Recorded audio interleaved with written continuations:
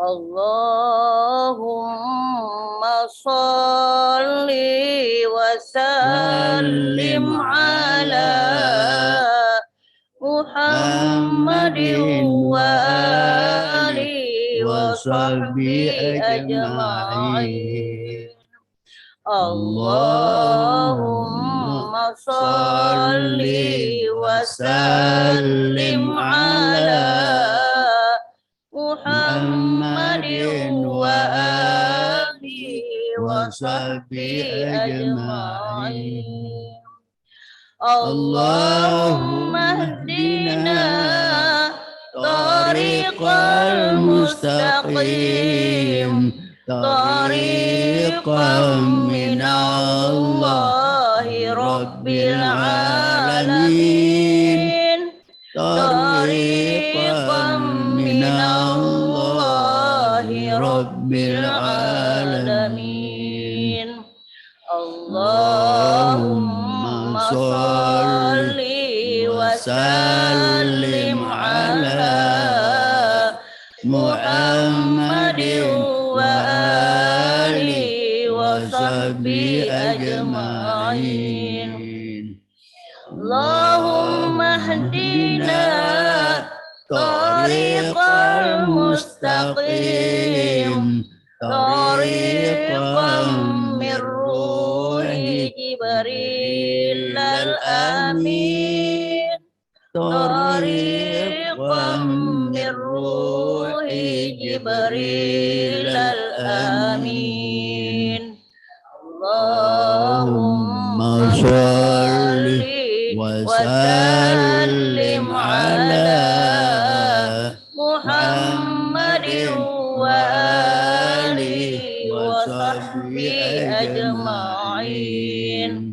Allahumma hdina tariqal mustaqim tariqal anbiya'i wal mursalin tariqal anbiya'i wal mursalin.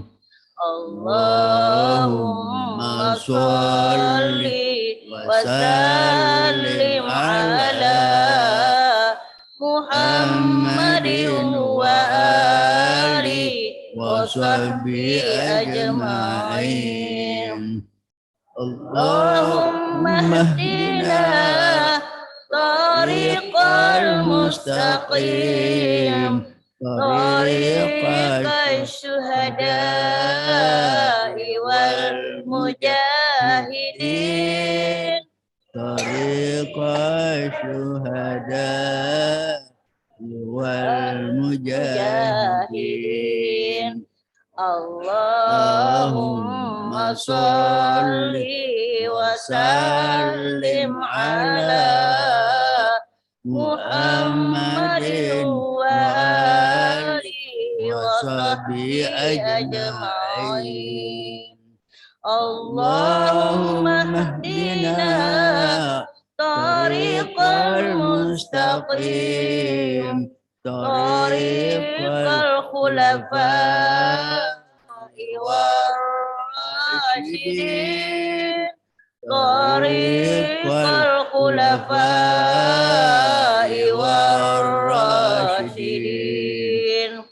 Allahumma sholli wa sallim ala Muhammadin wa alihi wa sahbihi ajma'in.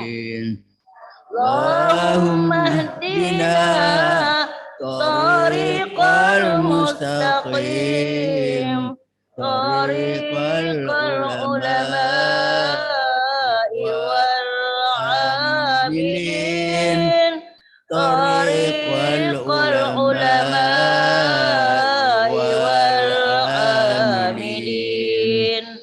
Allahumma sholli wa sallim ala Muhammadin wa alihi wa sahbihi أجمعين اللهم اهدنا الطريق المستقيم طريق الأولياء والمخلصين طريق الأولياء والمخلصين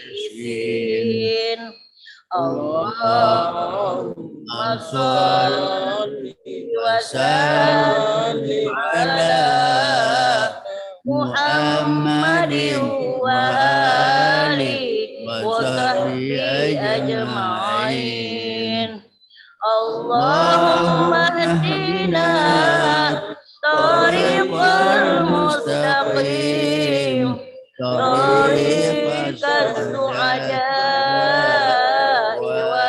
والفائزين طريق السعداء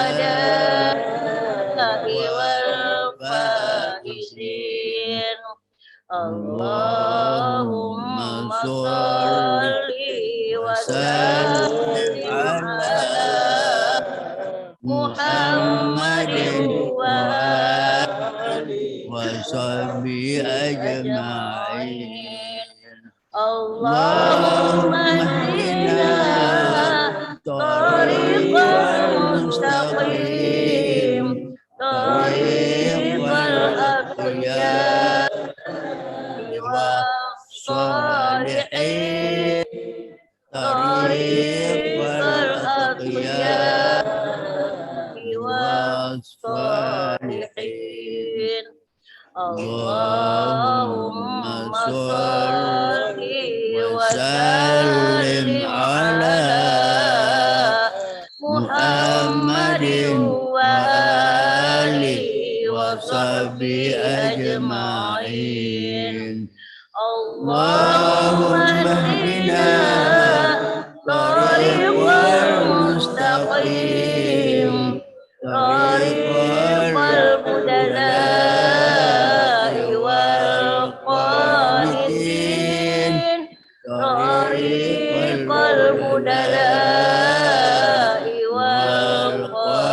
والقانتين اللهم صل وسلم على محمد وآله وصحبه أجمعين اللهم اهدنا طريق المستقيم طريق الأصفياء والذاكرين طريق الأصفياء والذاكرين اللهم صل وسلم على محمد وآله وصحبه أجمعين اللهم صل وسلم على محمد وآله وصحبه أجمعين.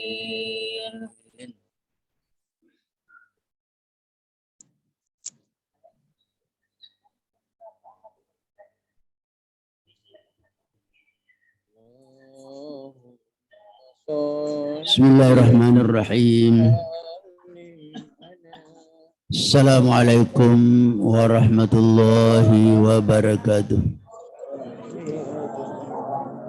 Alhamdulillahirabbil alamin.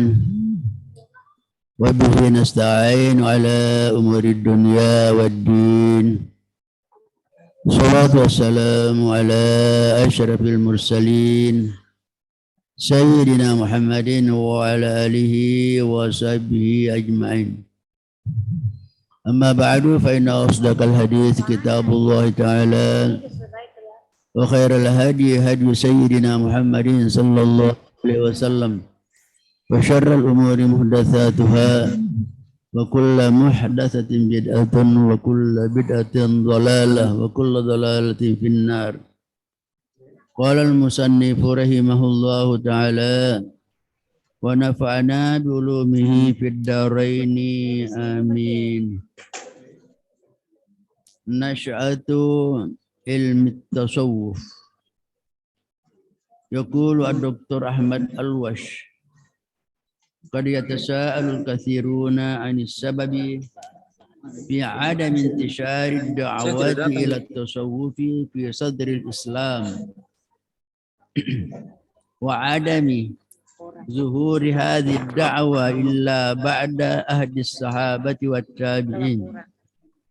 والجواب عن هذا إنه لم تكن من حاجة إليها في العصر الأول، لأن أهل هذا العصر كانوا أهل تقوى وورع وأرباب مجاهدة وإقبال على العبادة بطبيعتهم وبحكم قرب اتصالهم برسول الله صلى الله عليه وسلم، فكانوا يتسابقون ويتبارون في الاقتداء به في ذلك كله إلى آخره.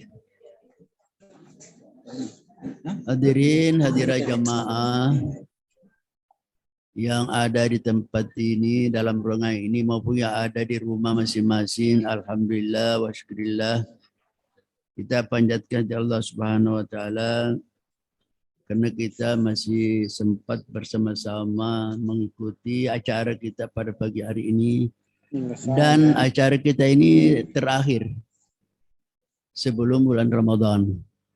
Jadi nanti kita akan lanjutkan sesudah bulan Ramadan. Yang lalu kita sudah jelaskan istiqaq.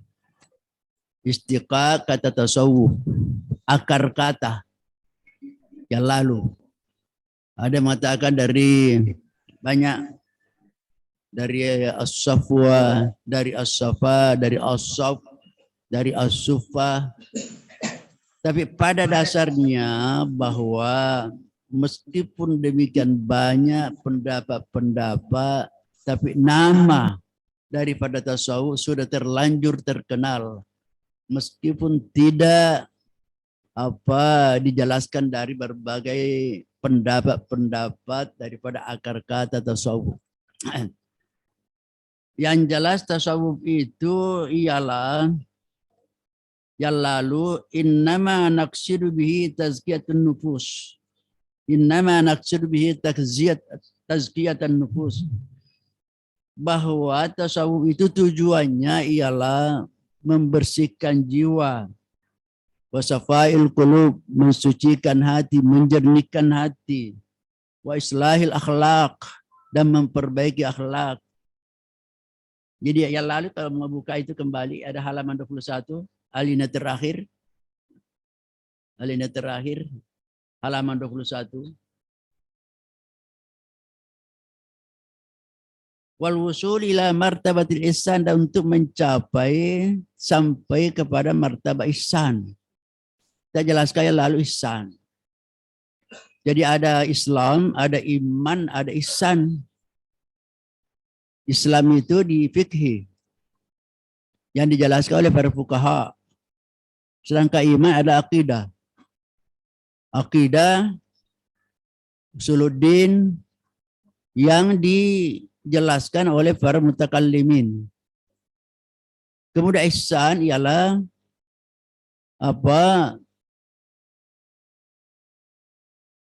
yang berkaitan dengan tasawuf, akhlak. Siapa yang menjelaskan tentang ihsan itu adalah para sufi, ulama sufi. Jadi itu yang perlu kita ingat bahwa rukunnya agama ada 3. Rukun agama ada 3. 3I menurut istilah saya. Islam, iman, ihsan. Islam, iman, ihsan. Dan kapan ada salah satu yang belum kita miliki, berarti keberagamaan kita belum sempurna. Yang sekarang yang banyak baru kita pada tingkatan Islam dan iman. Masih banyak orang yang belum sampai kepada tingkat ihsan. Sehingga kalau masih dua itu saja, orang masih bisa bersih tegang leher. Masih bisa saling bantah-membantah. Apalagi kalau fikihnya saja, pendapat-pendapat yang sekian banyak pendapat, tapi hanya satu pendapat yang diperpegangi, maka dia pendapatnya orang lain salah semua. Padahal fikih kan banyak mazhab, banyak mazhab.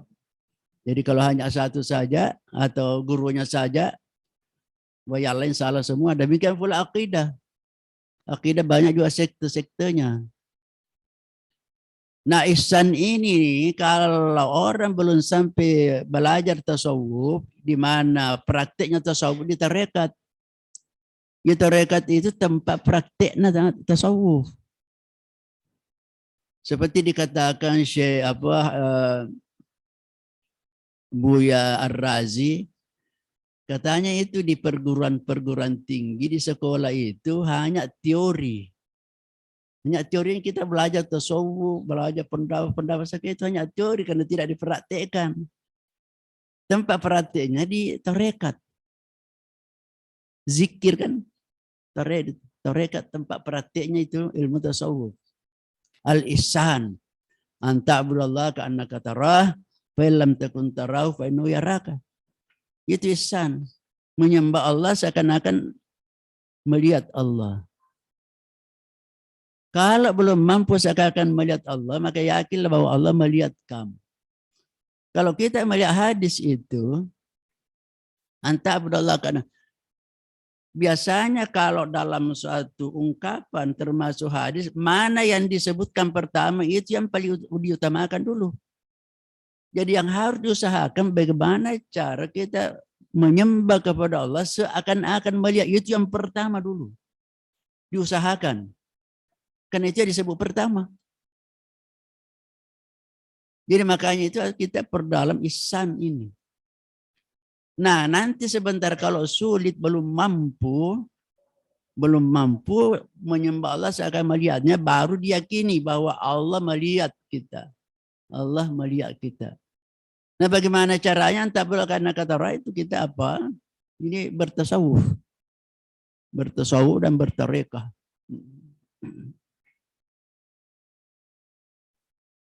Di sini dikatakan bahwa itulah yang disebut tasawuf al-ihsan. Nahnu nusammi dzalika tasawufan. Itulah yang kami beri nama tasawuf. Namun demikian terserah kepada Anda mau memberikan nama dengan apa. Wa in syi'ta fasammihi al-janib ar-ruhi fil Islam. Silakan Anda kalau mau menamakan nama lain. Al-janibur ruhi, segi bidang ruhnya Islam. Awil janib ihsani, boleh juga beri nama. Itu adalah segi al-ihsani. Awil janib akhlaki, atau akhlak. O sammi ma syi'ta. Ada pun nama apapun saja. Yang penting tidak keluar dari hakikat dan esensinya dan intinya. Apa itu? Yaitu membersihkan jiwa, memperbaiki akhlak, memurnikan hati. Nah, itu intinya tasawuf. Sekarang kita berpindah kepada nasy'atu ilmi tasawuf. Nasy'atu ilmi tasawuf. Perkembangan, nasy'ah. Perkembangan atau pertumbuhan, nasy'ah. Nasy'ah dari kata nasy'ah. Perkembangan atau pertumbuhan ilmu tasawuf. Yaqulu Dr. Ahmad Al-Wash. Dr. Ahmad Al-Wash menjelaskan, mengatakan, qad yatasa'alul katsiruna 'anis sabab fi 'adam intishari da'wa ila tasawuf. Terkadang dipertanyakan oleh banyak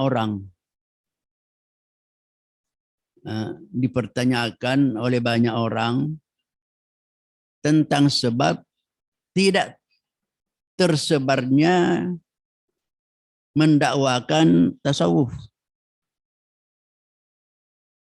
Kebanyakan orang bertanya-tanya, kenapa penyebabnya sehingga tasawuf itu tidak disebarkan seperti yang lain. Ini utamanya fi sadr Islam, pada awal-awal Islam. Pada awal Islam tidak diserukan, tidak disebarkan dakwah untuk belajar tasawuf. Bahkan nama tasawuf itu sendiri belum dikenal. Wa adami zuhuri hadhihi da'wa illa ba'da hadis sahabat wa tabi'in, juga tidak nampak dakwah ini kecuali sesudah masa sahabat dan tabi'in. Jadi nanti ini tasawuf disebarkan, didakwakan nanti setelah masa sahabat dan tabi'in. Sesudah tabi'in baru pada akhir abad ketiga. Pada masa Nabi tidak ada, pada masa sahabat tidak ada, tabi'in juga belum dikenal. Nanti sesudah itu berarti tabi'in baru dikenal. Nah, pertanyaan demikian bagaimana cara menjawabnya? Apa jawabannya? Kalau ada pertanyaan demikian, kenapa tidak ada pada masa Nabi? Pada masa sahabat pun tidak, tabi'in juga belum. Nanti sesudah itu tabi'in. Maka jawabannya anhaza wal jawabannya ini innahu lam takun min hajatin ilaiha fil asril awal. Ini mengartikan bahasa Arab itu terkadang sulit untuk kalau diterjemahkan secara literally. Karena katanya tasawuf itu belum dibutuhkan. Belum dibutuhkan pada masa awal Islam. Tasawuf belum menjadi kebutuhan untuk mendakwakan itu ilaiha bil asr awal, pada masa awal. Belum dirasa perlu, belum dibutuhkan. Kenapa belum dibutuhkan? Li'anna hadal asri, karena orang pada masa ini, ahlon itu apa banyak artinya. Ahlon bisa berarti ahli, ahlon bisa berarti keluarga, bisa berarti penduduk. Karena orang pada masa ini kanu ahla taqwa, mereka orang-orang bertakwa, ahli dalam masalah takwa. Wa wara'in, dan juga orang-orang wara'.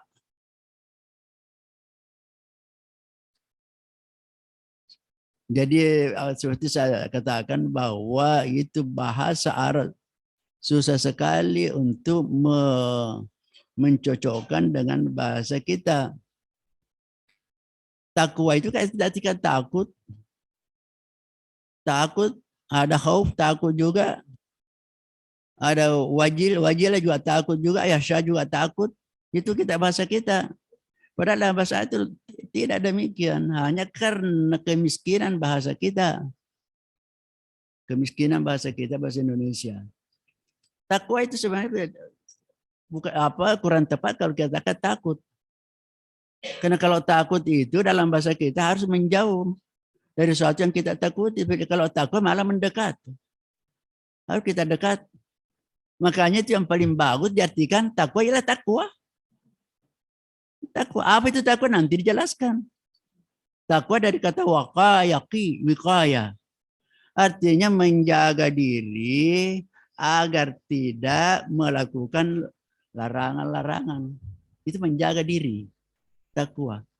Itu artinya menjaga diri supaya tidak jatuh kepada melakukan dosa. Wiqaya, menjaga diri. Itu disebut takwa. Jadi kita takwa, takut kepada Allah dengan istilah takwa itu artinya mendekatkan diri. Ketika kita menghindarkan diri dari pelanggaran, berarti kita sudah otomatis dekat dengan Allah. Karena yang kita lakukan perintahnya. Jadi disebut takwa. Wara. Yang kedua wara. Apa itu wara? Wara itu menjaga diri dari hal-hal bukan hanya yang haram tapi syubhat, makruh, bahkan ada terkadang yang halal tapi tidak dilakukan. Kenapa? Jangan-jangan ada orang salah paham. Salah paham. Jadi menjauhkan diri dari hal-hal yang bisa kita menyebabkan kurang dari dari kedudukan seseorang itu. Jadi wara, menjaga diri. Orang Bugis mengatakan wara itu manini. Manini. Apa bahasa Indonesianya itu? Wara, wara.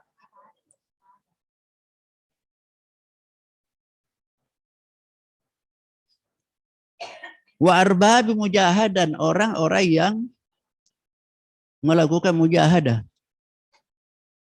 Arbab itu sebenarnya arbab dari kata Rabbun. Arbab tokoh-tokoh. Arbab. Arbab orang-orang yang melakukan mujahadah. Jadi istilah-istilah tasawuf kita pakai saja itu istilahnya mujahadah. Apa arti mujahadah? Nanti bisa kita jelaskan dalam bahasa kita. Mujahadah dari kata jihad, jahadah. Jahadah, maka dari situ berasal kata jihad. Apa artinya mujahadah? Jahadah mengerahkan segala tenaganya untuk melakukan sesuatu. Tapi ini kalau tasawuf yaitu untuk menghadapi musuh. Berjihad untuk kita melawan menghadapi musuh kita. Apa musuh kita? Banyak. Ada 4 macam musuh kita. Musuh yang paling besar nafsu. Itu yang paling besar. Dia harus kita mujahadah. Berjihad melawan mengendalikan nafsu. Itu yang pertama. Yang kedua setan. Setan itu musuh kedua kita. Setan. Setan itu bukan nama. Ibu-ibu, setan itu bukan nama. Setan itu punya nama-nama sendiri seperti kita punya nama sendiri. Setan itu adalah sifat. Sifat. Apa artinya setan itu? Syaitana yusyayatinu syaitanan. Itu artinya orang-orang yang suka melanggar dan mengajak orang lain melanggar seperti dia. Jadi artinya syaitan ialah orang-orang yang melanggar dan mengajak orang lain juga melanggar. Jadi semua jin itu, semua makhluk jin yang tidak taat, kafir, melanggar namanya setan. Itu namanya setan jin. Semua manusia melanggar, tidak taat juga namanya setan. Makanya setan manusia. Minal jinnati wan nas, maka kita disuruh berlindung kepada 2 jenis setan.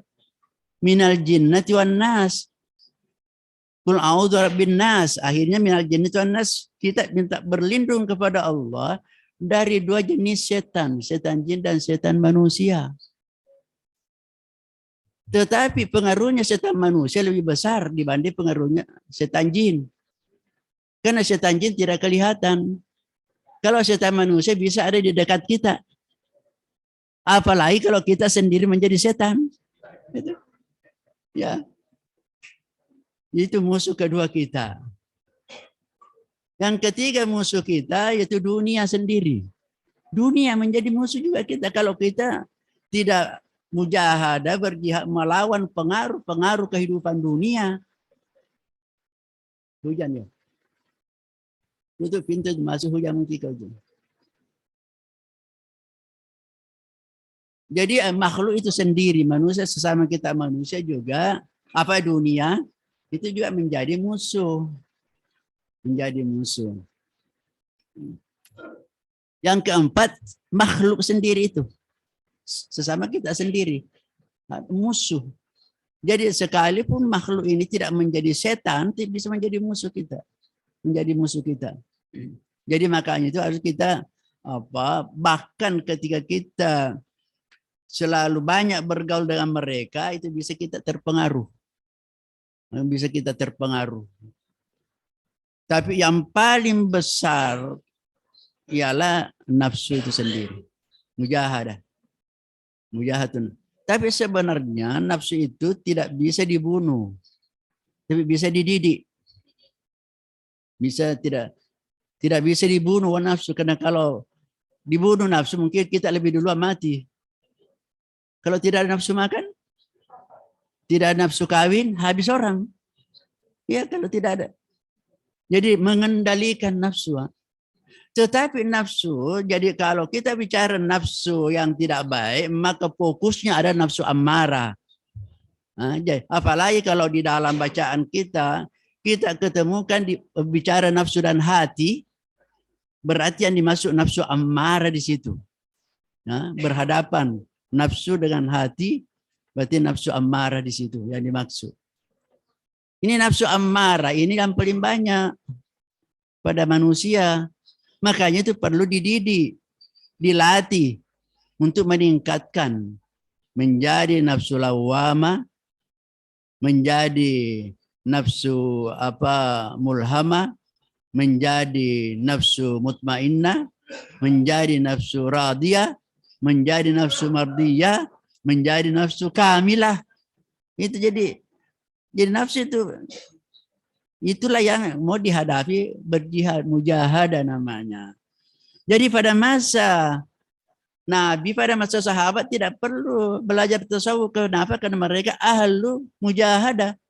Arba'ah mujahadah. Mereka sudah mampu melakukan yang demikian.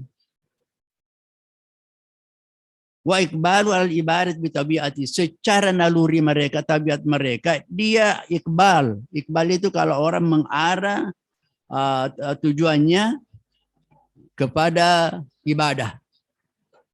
Jadi mereka fokus untuk melakukan ibadah bitabiat yang sudah menjadi tabiat, sudah menjadi kebiasaan bagi mereka pada masa itu, pada masa sahabat, menjadi tabiat untuk selalu fokus melakukan ibadah.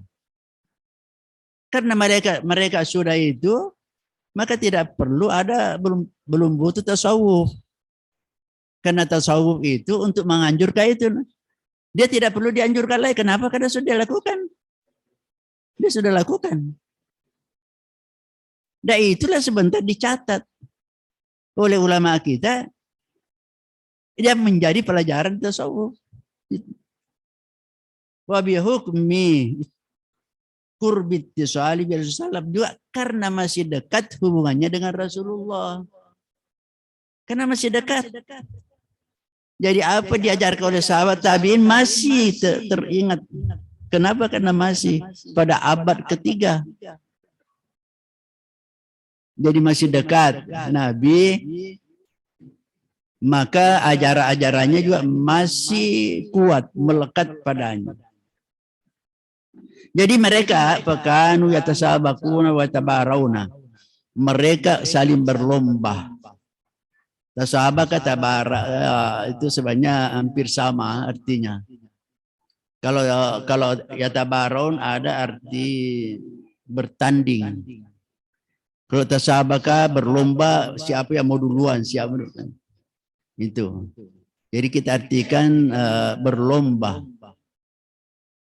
Mereka berlomba pelik tidak ibihi dzalika kulli untuk mengikuti semuanya itu.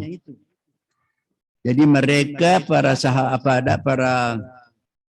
sahabat berlomba untuk mengikuti, meneladani itu Nabi dan sahabat.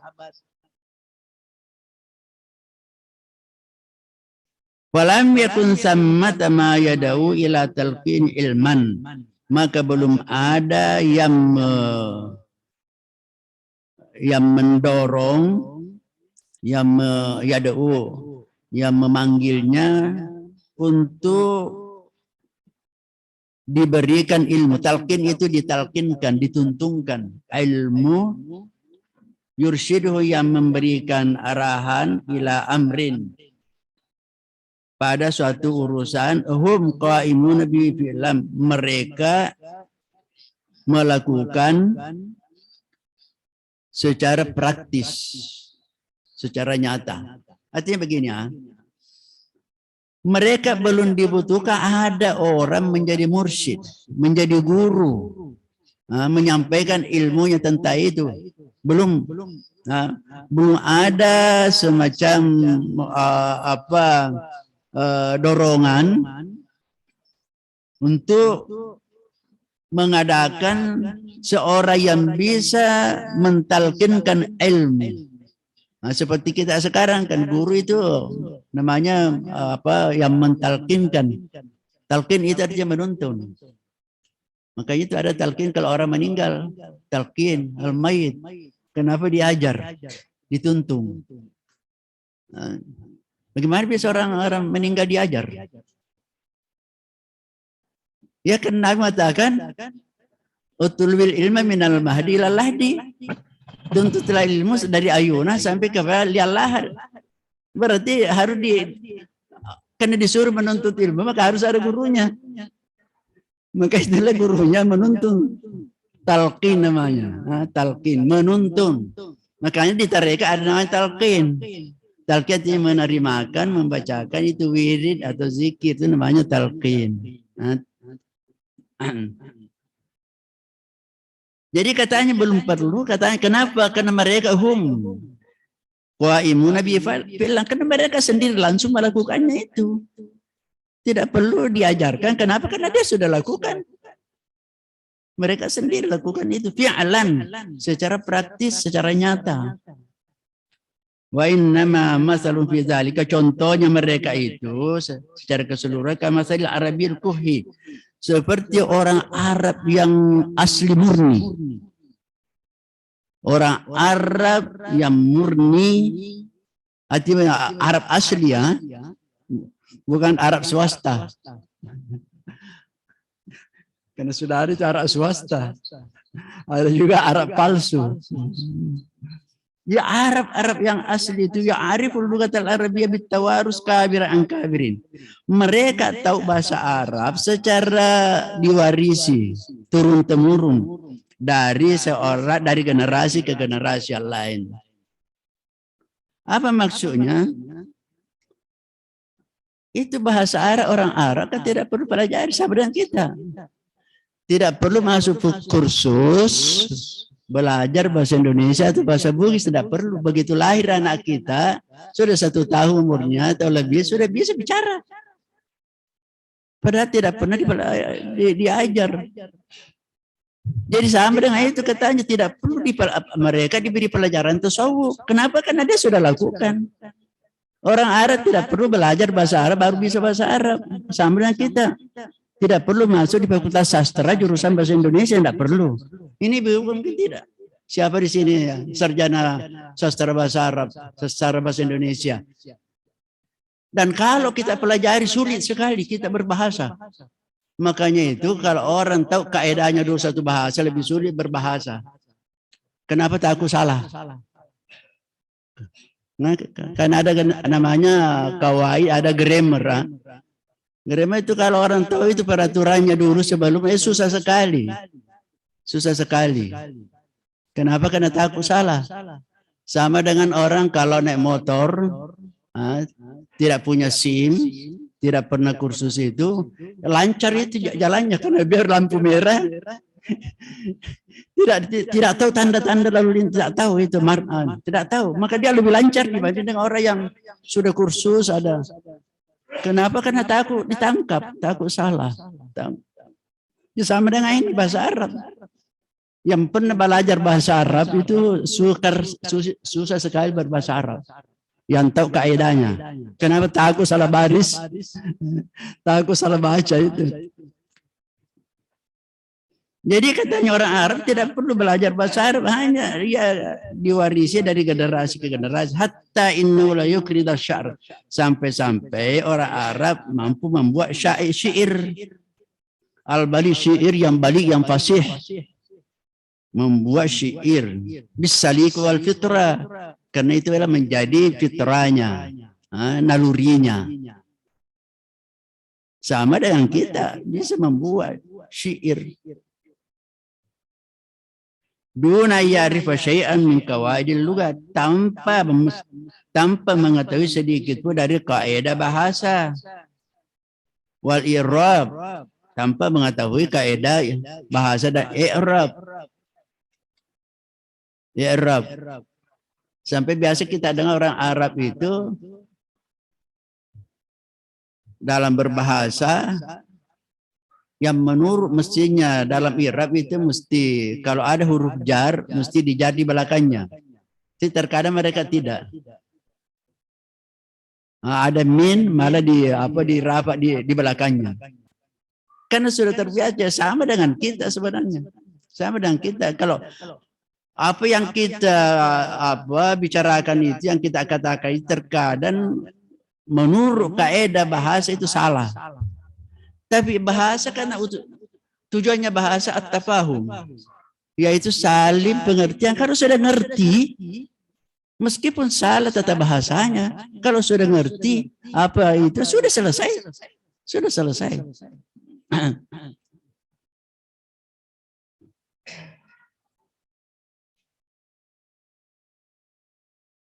Jadi an-nuzum itu dalam bahasa Arab, itu kalau dalam bentuk puisi ya, yang memenuhi syarat-syarat an-nuzum.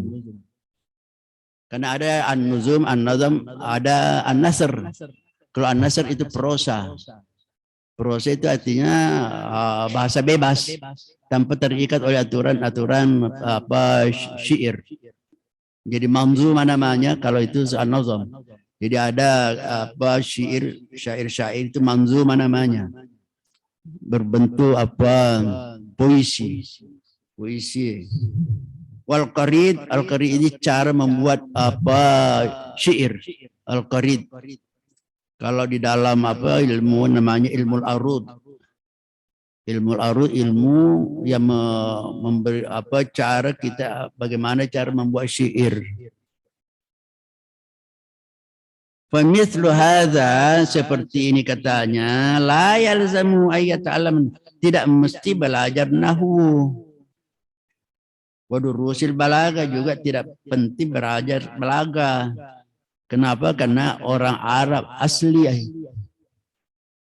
Walakinna ilman nahwi wa qawaidal lugati wa syi'ri tasbahu lazimatan wa daruriyatan inda tafashil lahni.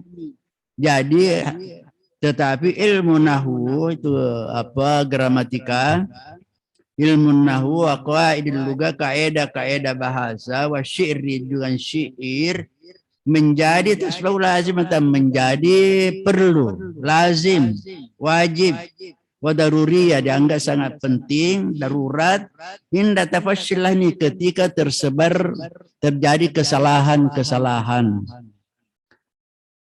Ketika orang non-Arab memeluk Islam, maka dia menggunakan bahasa itu terkadang salah. Dan bahkan sudah tafashi, sudah menyebar kesalahan-kesalahan. Dan itulah pula sebabnya Al-Quran diberi titik dan diberi baris.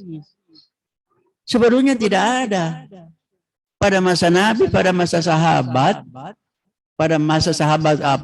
Abu Bakar, Umar, sampai Utsman, Al-Quran masih betul-betul gondol.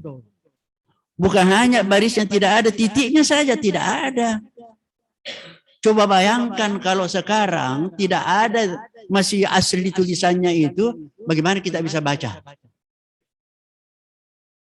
Nun, ta, tha, ba, sama. Bagaimana bisa membacanya? Jadi gara-gara ada pembuat bid'ah, kita enak sekarang. Siapa membuat bid'ah? Yang mengusulkan membuat bid'ah ialah Umar. Mengusulkan kepada Abu Bakar. Pertama, yang diusulkan kumpulkan Al-Quran yang sudah berada tersebar di setiap orang. Sekarang kumpulkan. Apa kata Abu Bakar? Itu bid'ah, tidak boleh, tidak pernah disuruh kita oleh Nabi. Tidak pernah juga Nabi lakukan. Itu. Tapi Umar tidak. Kalau ini tidak dikumpulkan Al-Quran, habis sebentar. Penghafal Al-Quran setiap peperangan berapa orang yang meninggal, habis sebentar ini orang bagaimana? Sehingga Abu Bakar cerita sendiri. Katanya pertamanya saya tidak terima itu. Tapi begitu caranya Umar selalu memberikan usulan-usulan seperti pertimbangan yang baik sekali, akhirnya aku terima.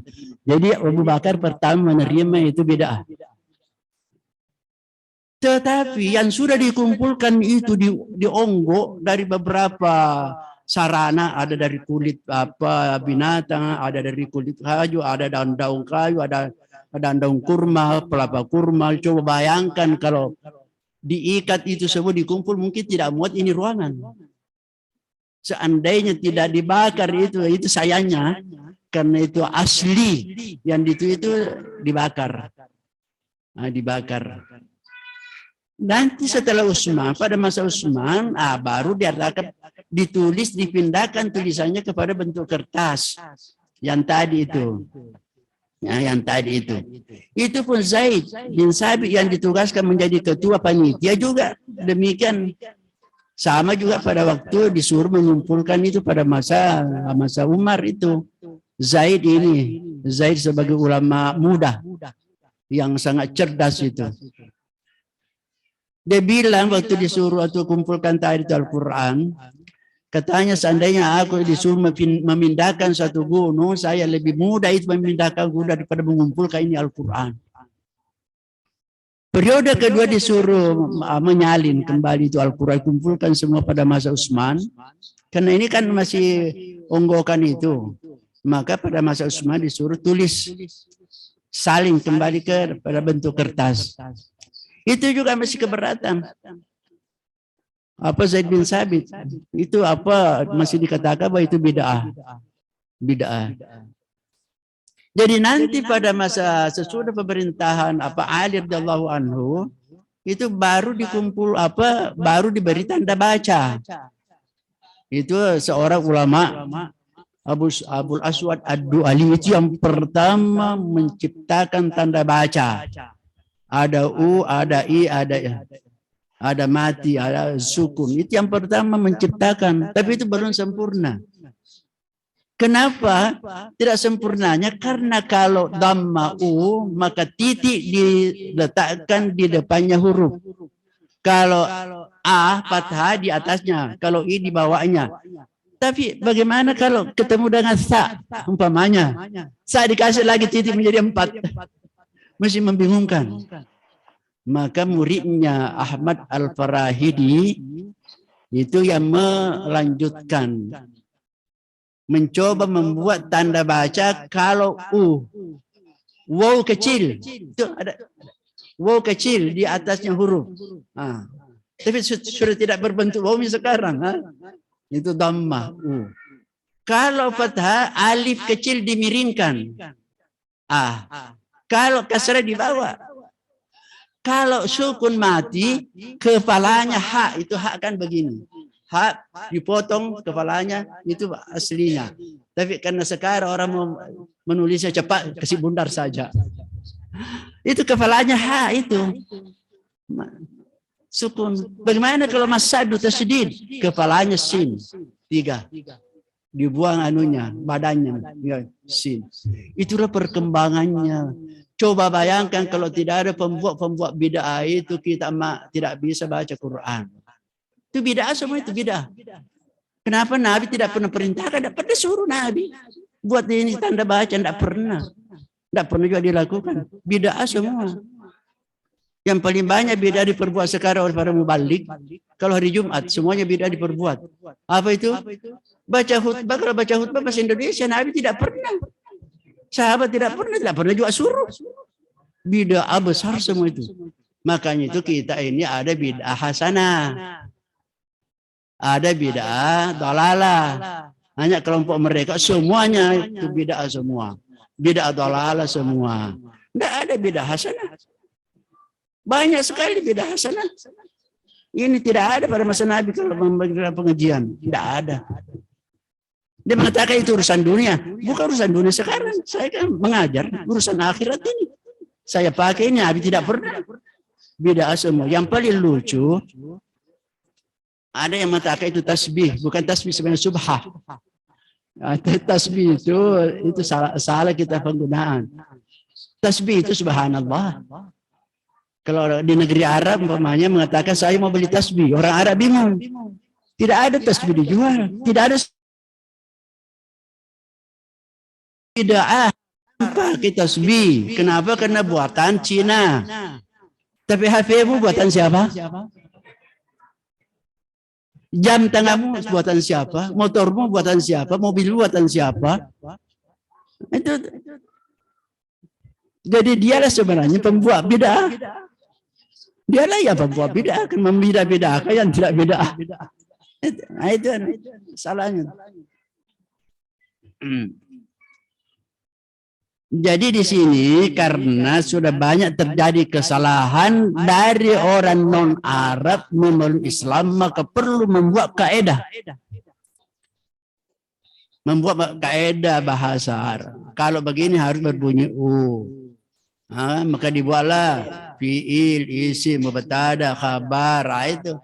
Jadi kalau orang tidak tahu itu, dia lancar-lancar saja kalau membaca, kalau tidak tahu kaidah. Kenapa? Mau-maunya saja. Mau-maunya saja baca. Enak sekali kan? Kalau tidak tahu. Kalau orang tahu, hati-hati membaca. Apakah berbunyi U, A, I, itu. Jadi ini saya baca ini, para ustaz ini yang hadir, saya minta supaya saya dikoreksi. Kalau ada saya tidak jamin juga, saya sendiri tidak jamin. Ini kan banyak para dokter ini banyak yang ada jurusan bahasa apa, ada jurusan tasawuf, ini jurusan tasawuf. Pak Dokter Abdullah. Jadi kalau salah diingatkan saya. Jadi katanya karena sudah terjadi kesalahan-kesalahan Allah ini namanya wada' fit ta'bir, dan sudah dianggap lemah at-ta'bir. At-ta'bir itu pengungkapan kalau sudah tersusun umpamanya apa kalimat. At-ta'bir namanya. At-ta'bir kalau sudah tersusun beberapa itu sudah waktu itu sudah dianggap sudah lemah penyusunan kata, sudah lemah. Au lima yuridu min al-ajanibi ayatafahama, atau ada orang yang dari orang non Arab al-ajanib, orang asing, ingin memahami, yuridu ingin min al-ajanibi dari orang non Arab ayatafahamaha, untuk memahami bahasa Arab, wa yata'arrafa 'alaiha, dan ingin mengetahui tentang itu, atau indama yasbahal ilmu, atau ketika ilmu ini menjadi sangat penting, darurat min daruratil ijma', dari urusan-urusan masyarakat, karena sudah dianggap memang sudah sangat penting dibutuhkan oleh masyarakat, kabaqiyatul ulumi, sebagaimana ilmu-ilmu yang lain, allati nasya'at wa ta'allafat, yang berkembang pada waktu itu, ala tawal usur, pada masa-masa berikut, fi awqat yang munasabah, pada waktu-waktu yang sesuai. Jadi nanti setelah masyarakat sudah membutuhkan tentang itu, sebagaimana juga ilmu-ilmu yang lain yang berkembang pada waktu itu, maka pada saat itu juga ilmu tasawuf juga sudah dibutuhkan waktu itu. Jadi mengikuti perkembangan dan semua ilmu apa saja tidak ada pada masa Nabi. Tidak ada ilmu tajwid, tidak ada, sahabat tidak tahu ilmu tajwid. Tidak ada ilmu tajwid, sahabat tidak tahu ilmu tajwid. Apa itu idgham? Apa itu dhahar? Tidak tahu. Kenapa? Tidak ada pelajari. Tetapi dia ketika membaca, dia dari hasil bacaannya, orang ulama di belakang pada abad kedua mungkin baru muncul ilmu tajwid. Ilmu tajwid. Jadi ilmu tajwid beda dengan apa makharajul huruf, apa ilmu makharajul huruf beda. Kalau ilmu tajwid salah, tidak salah arti. Kalau makharajul huruf salah arti. Kalau kita sembahyang sendirian waktu zuhur atau asar, apakah pakai ilmu tajwid? Tidak. Saya sekarang tidak pakai tajwid membaca di kitab. Karena kalau saya ikut tajwid panjang sekali, lama. Harus saya melagu. Jadi ilmu tajwid tidak menyebabkan salah arti. Jadi nanti apa idgham, panjangnya wajib, jaiz. Kalau membaca biasa tidak perlu dan tidak salah arti. Hanya yang bisa salah kalau mesti malepe tidak malepe. Nah, itu. Karena memang itu apa? Jadi tajwid artinya jauh memperindah. Baca itu tajwid namanya jauh tajwid memperindah. Nah, kalau salah tajwid tidak salah arti. Tidak salah arti. Kalau salah makhraj itu tempat keluarnya huruf itu salah. Kalau kalbun itu artinya hati, sedikit saja dikasih tipis qafnya, kalbun menjadi anjing. Coba jauhnya itu. Kalbun hati, kalbun anjing. Itu jauh.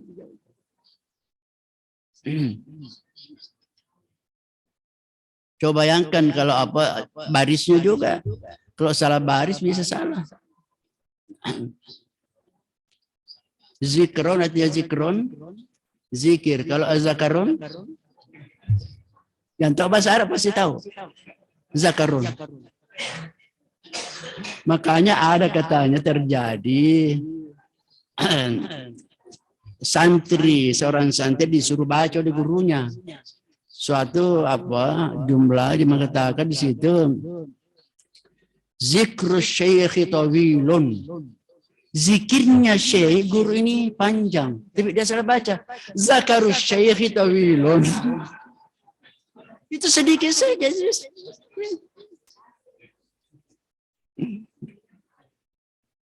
Jadi itu pentingnya apa kita belajar qawaidul lughah. Ini yang penting bagi ustaz, yang lain tidak nawaian. Bagi yang ustaz yang penting ini. Karena mau berceramah, mau mengajar.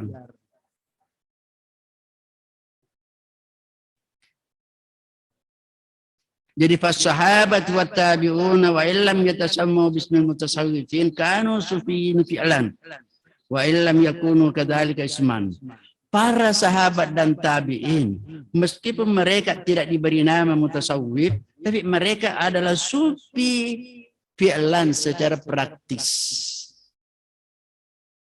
Mereka tidak dinamai orang sufi, tapi dia sebenarnya sudah sufi. Kenapa? Karena dia sudah lakukan ajarannya. Wa illam yakunu kadzalika isman. Meskipun mereka juga itu belum diberi nama. Itu apa? Sufi. Jadi wa madza yurad bi tasawufi aktsar min ayyisha saja. Apa wa tahalla bizudi menghiasi dirinya dengan sifat zuhud wa mulazamatil ubudiyah dan senantiasa melakukan ibadah wal iqbali ala Allah birruhi wal qalbi dan menuju menghadap kepada Allah melalui roh dan hatinya fi jami' awqat dalam semua waktu. Wasair kamalati dan semua sifat-sifat yang sempurna allati wasala bis sahabat yang dicapai oleh para sahabat orang tabi'in min haitsu ruqiyir ruhi dari sisi peningkatan rohaninya ila asmat derajat kepada derajat yang tertinggi. Jadi itu ada namanya yatahalla bizuhdi. Jadi itu mereka jadi tasawuf itu harus menghiasi diri antara lain zuhud. Zuhud itu istilah zuhud. Kalau sudah diartikan bisa-bisa salah. Kenapa? Karena orang Bugis artikan zuhud nak bokori lino. Kalau orang bokori lino mati tidak bisa nak bokori lino. Zuhud artinya harta yang kita miliki jangan disimpan dalam hati. Di mana disimpan? Simpan di kantong. Simpan di dompet. simpan di lemari, simpan di bank, jangan simpan di hati. Kalau disimpan di hati susah keluar. Susah keluar. Kalaupun keluar, tak sedikit-sedikit. Kalaupun keluar, menyesal sesudah keluar. Ya, kenapa? Karena dalam hati. Artinya mencintai, cinta kalau dalam hati kan susah itu. Kan tempatnya cinta itu di hati. Nah, di hati. Jadi kalau orang sudah memasukkan harta dalam hatinya, berarti sudah sangat mencintai. Kalau mencintai, enggak, susah terpisah.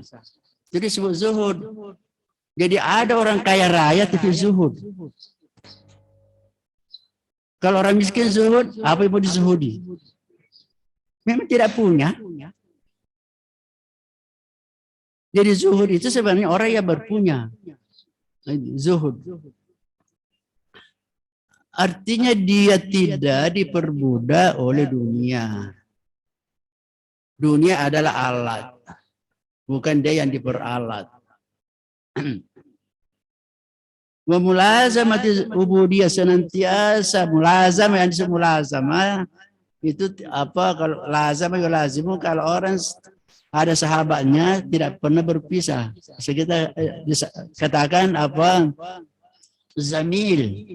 Zamil kalau orang bersahabat selalu bersama terus, itu zamilun, dari sama dari mulazamah. Mulazamah selalu bersama. Jadi mulazamah ibadah selalu beribadah. Juga al-iqbal, fokus menuju kepada Allah, roh dan kalbunya dalam segala waktu. Itulah sahabat. Sehingga dikatakan walam yaktafu, fahum lam yaktafu bil iqrari fi aqaidi. Mereka tidak merasa cukup hanya mengikrarkan, berikrar dalam apa? Akidah iman, bukan hanya sekedar ikrar. Kita akan ketika mengatakan asyhadu alla ilaha illallah, itu namanya ikrar. Al-iqrar bil lisan. Nah, ikrar. Jadi mereka sahabat tidak merasa cukup itu kalau hanya ikrar saja, pengakuan saja, mengucapkan saja. Juga mereka tidak merasa cukup qiyami bi furudil Islam, melakukan apa-apa saja yang diwajibkan dalam Islam. Mereka tidak merasa cukup itu. Jadi balqarnu, maka mereka menyertai al-iqrar bit tazawwud wal jidan. Mereka menyertai dengan ikrar, dengan rasa dan perasaan. Jadi artinya kalau kita ini, macam kita ini baru ikrar bil lisan. Ikrar bil lisan. Tetapi belum mampu merasakan iman. Ini para sahabat ini tidak merasa cukup kalau hanya itu saja. Ikrar asyhadu an la ilaha illallah, asyhadu anna rasulullah, kemudian melakukan semua apa yang diwajibkan, fardu-fardu, mereka tidak merasa belum cukup itu. Tapi harus rasakan itu. Rasakan iman, rasakan apa ibadah yang kita lakukan. Jadi al-wijdan dengan at-tazawwuq hampir sama artinya. Wijdan merasakan at-tazawwuq. Wazadu alal furudi al-ityana bikulli ma istahabba Rasulullah. Dan mereka menambah yang fardu itu, yaitu melakukan semua yang istahabbahu Rasul, yang dianjurkan oleh Rasulullah SAW. Jadi mereka menambah dari yang fardu, bukan fardunya yang ditambah. Kalau fardu yang ditambah itu disebut bid'ah betul. Itu yang disebut kalau fardu yang ditambah atau dikurangi, itulah yang disebut bid'ah betul. Asli bid'ah. Apa maksudnya? Kalau salat subuh mau dikasar, tinggal 1 rakaat, itu namanya bid'ah betul-betul bid'ah. Mau menambah subuh menjadi 3 karena masih panjang waktu, itu juga bid'ah. Tapi kalau menambah salat sunnah sekian banyaknya, bukan bid'ah. Bukan bid'ah, namanya nawafil. Ibadah-ibadah tambah berapa kemampuannya. Mau salat sunat mutlak atau semua itu. Karena nawafil itu tambahan, penambal daripada fardu. Penambah daripada fardu. Tapi kalau ada panjang salat malamnya tapi tidak salat zuhur, tidak ada artinya. Apa mau ditambal? Hanya penambalnya ada, tapi tidak ada yang mau ditambal.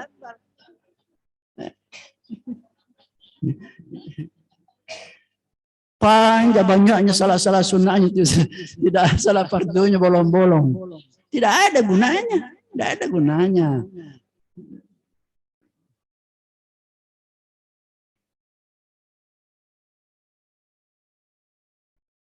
Jadi mazhab harus min nawafil ibadat, menambah berupa nawafil ibadah nawafilah tambahan. Wa bata'adu anil makruhati fadla'an muharramat. Mereka menjauhi yang makruh, apalagi yang haram. Yang makruh saja tidak mau lakukan, apalagi haram. Kalau kita kan banyak melakukan makruh, bahkan haram juga.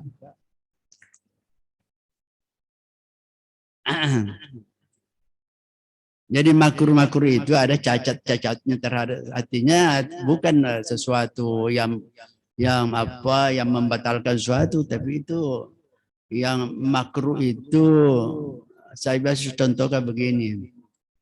Yang makruh itu umpamanya kita berwudu sambil cerita. Makruh itu namanya, makruh.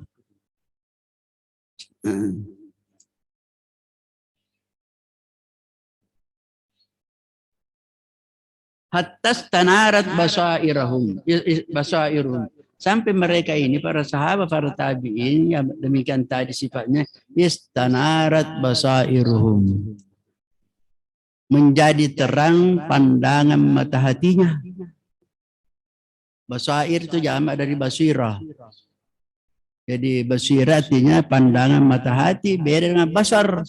Kalau basarum pandangan mata kepala. Jamaknya absar, jadi beda. Kalau basarun jamaknya absarun. Kalau basirah jamaknya basair. Ya ada, jadi kita ini di kepala kita ada matanya, di hati juga ada matanya, hati. Ada matanya hati. Siapa yang bisa melihat matanya hati? Sesamanya mata hati. Ya. Para wali itu bisa tahu tentang sesamanya. Di basair namanya basirah. Dia istanara sudah apa terang. Terang mata hatinya. Wa tafajjarat yanabiul hikmah min qulubihim, dan tafajjarat itu memancar. Yanabiul al-hikmah ya Nabi itu air yang terpancar. Ya Nabi hikmah, butir-butir hikmah. Butir-butir hikmah dari hati mereka. Artinya orang kalau sudah mata hatinya sudah menjadi terang, maka apapun yang keluar dari hatinya itu mengandung hikmah. Mengandung hikmah. Mengandung ilmu. Mengandung hikmah, tidak menjengkelkan orang, tidak menyakitkan hatinya orang. Kalau orang itu tidak terang hatinya, menjadi gelap, semua yang keluar juga gelap. Busuk semua yang keluar. Karena dikatakan idza kharajal kalamu minal qalbi wa qafil qalbi, wa idza kharajal kalamu minal lisani kana haddul adzan. Kalau ucapan itu keluar dari hati, maka kenanya hati. Jadi kalau seorang mubalik menyampaikan sesuatu, disampaikan keluarnya dari hati, ikhlas, murni, maka orang pasti terima, hatinya juga kena. Tapi kalau hanya di mulutnya saja, keluarnya ucapan dari mulutnya saja, hanya sampai telinga saja. Telinga saja masuk di kanan, keluar kiri, atau masuk di kiri, keluar kanan. Sampai di rumah ditanya bagaimana walinya, bagus sekali, bagian bagusnya ya bagus. Kenapa kita ketawa terus, terhibur terus? Nah, itu Tidak ada simpan dalam hati. Kenapa? Karena memang dari sini keluarnya. Nah, itu namanya orang istanarat basairuhum. Jadi sehingga apa yang keluar berupa butir-butir hikmah. Wafadatil asrar rabbani la jawanihi. Dan wafadat asrar sudah melimpah rahasia-rahasia rabbani dari segala seginya. Nah, Jawani itu janihah isim mufradnya janihah daripada kata janah. Janah itu sayap artinya semua yang mengelilingi kita yang jawani. Nah, jadi sudah mengandung semua mendapatkan limpahan rahasia Allah, rahasia Rabbani. Wa kadzalika kana sya'nut tabi'in wa tabi'it tabi'in, demikianlah keadaannya para tabi'in dan tabi'it tabi'in. Jadi ini nama daripada generasi-generasi. Generasinya Nabi disebut sahabat. Semua yang semasa dengan sahabat, melihat sahabat dan masuk Islam namanya sahabat. Generasi berikutnya disebut tabi'in. Tabi'in tidak ketemu dengan Nabi, hanya ketemu dengan sahabat dan dia masuk Islam. Abu Jahal tidak disebut sahabat, sekalipun keluarganya Nabi. Bahkan bisa dekat, berdekatan, tidak disebut sahabat. Kenapa? Karena tidak Islam. Tabi'in demikian pula generasi ketiga. Ketemu dengan tabi'in dan dia Islam, mati dalam Islam. Nah, jadi ada orang sahabat ketemu Nabi Islam tapi meninggal dia murtad. Maka gugur gelarnya sebagai sahabat. Demikian pula tabi'in banyak yang kembali kafir. Nah, itu nama. Sesudah tabi'in atba'ut tabi'in. Sesudah itu terus saja atba'at. Kalau kita menyebut terlalu panjang. Tabi'at, ba'ut tabi'at dan panjang sekali. Maka namanya ulama. Disebut ulama. Al-ulama warasatul anbiya. Jadi sesudah itu tabi'at, ba'ut tabi'at, ulama. Kita sebut saja ulama. Para ulama karena pewarisnya para nabi, pelanjut daripada nabi. Jadi hadil usul salasa, masa yang ketiga ini. 3 periode sahabat, tabi'in, tabi'in. Masa Nabi pada masa sahabat dan tabi'in dikatakan azha usul Islam. Itulah masa Islam yang paling cerah. Wa khairiyah dan paling baik. Alal itlaq secara mutlak.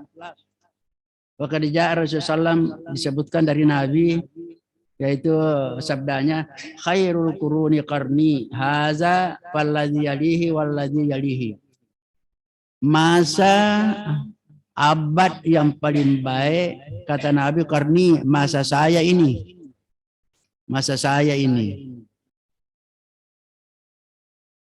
Walladzi yalihi kemudian menyusul yang sesudahnya. Berarti sahabat. Walladzi yalihi kemudian menyusul sesudahnya itu masa tabi'in. Itulah masa dikatakan azha al-usur. Masa yang paling cerah, yang paling baik, yang paling baik. Sesudah itu ya menyusul seterusnya dan seterusnya dan seterusnya. Karena kita ini sudah jauh antara kita dengan Nabi, maka perlu itu semacam ini perlu kita belajar tasawuf karena sudah jauh sekali antara kita. Sudah banyak yang bahkan banyak yang sudah mengingkari tasawuf, bahkan mengatakan tasawuf itu tidak ada dasarnya. Tidak ada dasarnya. Sebenarnya tidak ada dasarnya. Dasarnya apa? Tidak ada dasar ilmunya. Dia tidak punya ilmu tentang itu. Sehingga tidak ada dasarnya. Pada semua ilmu tidak ada pada masa Nabi. Nanti di belakang diberi nama. Ya. Saya kira mungkin sampai sini dulu. Insya Allah nanti kita akan lanjutkan sesudah Ramadan. Setelah ada penyampaian. Amin. A'udzubillahi minasyaitonir rajim. Wassalatu wassalamu ala sayyidina Muhammad wa ala alihi wasallam. ربنا ظلمنا أنفسنا ولن تغفر لنا وترحمنا لنكونن من الخاسرين ربنا لا تزغ قلوبنا بعد إذ هديتنا وهب لنا من لدنك رحمة إنك أنت الوهاب ربنا هب لنا صبرا وثبت أقدامنا وانصرنا على القوم الكافرين اللهم اصرف عنا السوء ما شئت وكيف شئت إنك ما شاء قدير اللهم أرنا الحق حقا وارزقنا اتباعه والباطل باطلا واجتنابه اللهم أعنا على ذكرك وشكرك وحسن عبادتك حسبنا الله ونعم الوكيل نعم المولى ونعم النصير ولا حول ولا قوة إلا بالله العلي العظيم